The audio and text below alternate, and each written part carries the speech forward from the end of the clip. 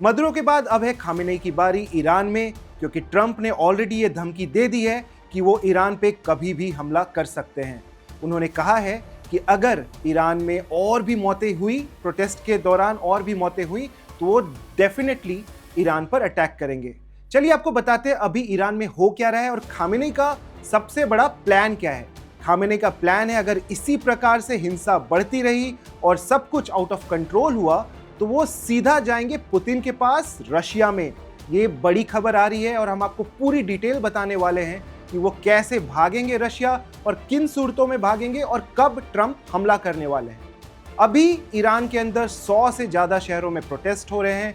Khamenei एक moderate Islamist की तरह नहीं जाने जाते हैं, लेकिन जो ईरान की जनता है वो चाहते हैं कि इस्लामिक तंत्र का खात्मा हो और वहाँ भी लोग मॉडरेट लाइफ जैसे कि एमबीएस कर रहे हैं सऊदी अरेबिया में, वैसी एक ज़िंदगी जी सके। लेकिन जो रिपोर्ट हम आपको दिखाने जा रहे हैं वो बताएगा कि खामेनेई किस रूट से भागेंगे पुतिन के पास और कैसे बचाएंगे अपनी जान। आज हम एक गोपनीय खुफिया रिपोर्ट पर गौर कर रहे हैं, जिसमें ईरान के सर्वोच्च नेता अयातुल्ला अली खामेनेई के लिए एक नाटकीय और संभावित ऐतिहासिक पलायन योजना की रूपरेखा है। यूके के दी टाइम्स की रिपोर्ट के अनुसार यह प्लान बी सक्रिय किया जाएगा अगर देशव्यापी विरोध प्रदर्शन बढ़ते रहे और अगर ईरान के सुरक्षा बल देश को नियंत्रित नहीं कर पाए। 96 वर्षीय खामेनेई, जिनका स्वास्थ्य कथित तौर पर खराब है, अपने 20 करीबी लोगों के साथ ईरान से भाग जाएंगे। इसमें उनके बेटे और संभावित उत्तराधिकारी मोज्तबा खामेनेई, परिवार के सदस्य, प्रमुख सहयोगी और सुरक्षाकर्मी शामिल हैं। रिपोर्ट के अनुसार नकदी और संपत्ति सहित संपत्ति पहले ही विदेश में रखी जा चुकी है ताकि यह पलायन तेज व सुरक्षित हो। और मुख्य गंतव्य मॉस्को ही क्यों, लंबे समय से चले आ रहे सांस्कृतिक और रणनीतिक संबंधों के कारण व्लादिमीर पुतिन के प्रति खामेनेई की प्रशंसा और संकटग्रस्त सहयोगियों की रक्षा करने का रूस का रिकॉर्ड। विश्लेषकों का कहना है कि यह योजना 2024 में बशर अल असद को संकट में पनाह देने वाले मॉडल जैसी है। यह योजना तभी सक्रिय होगी जब इस्लामी क्रांतिकारी बल या ईरानी सुरक्षा बल अशांति को कुचलने में विफल रहें या पाला बदलना शुरू कर दें।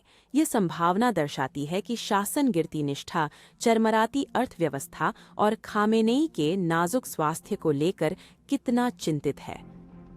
पूर्व खुफिया विश्लेषकों का मानना है कि रूस ही खामेनेई का एकमात्र सुरक्षित ठिकाना है, यानी उसके पास और कोई जगह नहीं।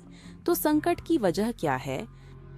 5 जनवरी 2026 तक विरोध प्रदर्शनों का आज लगातार 8वां दिन है, जो 100 से अधिक शहरों में फैल गए हैं। ये भीषण आर्थिक संकट, बढ़ती महंगाई, गिरती मुद्रा और व्यापक कमी के कारण शुरू हुए थे। भीड़ ने खामेनेई की मौत के नारे लगाए, सुरक्षा बलों ने बल प्रयोग किया, अधिकार समूहों ने दर्जनों की मौत और सैकड़ों की गिरफ्तारी की सूचना दी है। 2019 या 2022 के बड़े विद्रोहों से छोटे होने के बावजूद इन विरोध प्रदर्शनों में गुस्सा गहरा है और शासन स्पष्ट रूप से चिंतित है। सोशल मीडिया पर भागने के परिदृश्यों, आंतरिक दरारों और विदेशी शक्तियों के लिए अवसरों के बारे में अफवाहें फैल रही हैं। यह महत्वपूर्ण है क्योंकि अमेरिका और इजराइल दोनों लंबे समय से ईरान के धर्मतांत्रिक शासन को कमजोर या खत्म करना चाहते हैं, लेकिन प्रतिबंधों से लेकर गुप्त हमलों और अधिकतम दबाव अभियानों तक के पिछले प्रयास विफल रहे हैं और अक्सर उलटे पड़े हैं। उन्होंने राष्ट्रवाद को मजबूत किया है और शासन की पकड़ को कस दिया है। आज वाशिंगटन और इजराइल को एक मौका दिख सकता है, क्योंकि ईरान के क्षेत्रीय सहयोगी कमजोर हैं। गाजा में हमास कमजोर पड़ गया है, हिजबुल्लाह को भारी नुकसान हुआ है और हूती दबाव में हुए समझौतों के बाद असामान्य रूप से संयमित रहे हैं। कुछ विश्लेषक अब इस पल को ईरान की सत्ता संरचना के केंद्र पर हमला करने का एक दुर्लभ अवसर मानते हैं।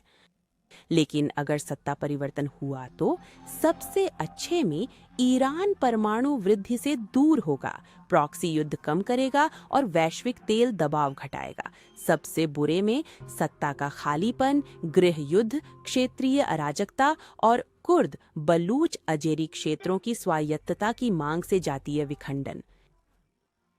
और इन सब पर होर्मुज जल्द मरुमध्य का सामरिक अवरोधक बिंदु मंडरा रहा है। वहां कोई भी संघर्ष तेल को 150 प्रति बैरल तक पहुंचाकर वैश्विक अर्थव्यवस्था को हिला सकता है। क्या इससे तीसरा विश्व युद्ध छिड़ जाएगा? विशेषज्ञ इसे कम संभावित मानते हैं, लेकिन क्षेत्रीय युद्ध, साइबर संघर्ष और प्रॉक्सी वृद्धि अधिक यथार्थवादी हैं।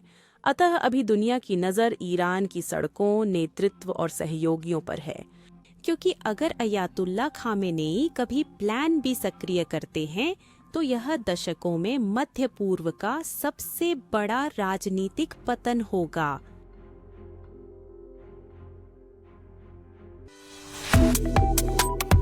वन इंडिया को सब्सक्राइब करें और कोई अपडेट ना चूकें। वन इंडिया ऐप अभी डाउनलोड करें।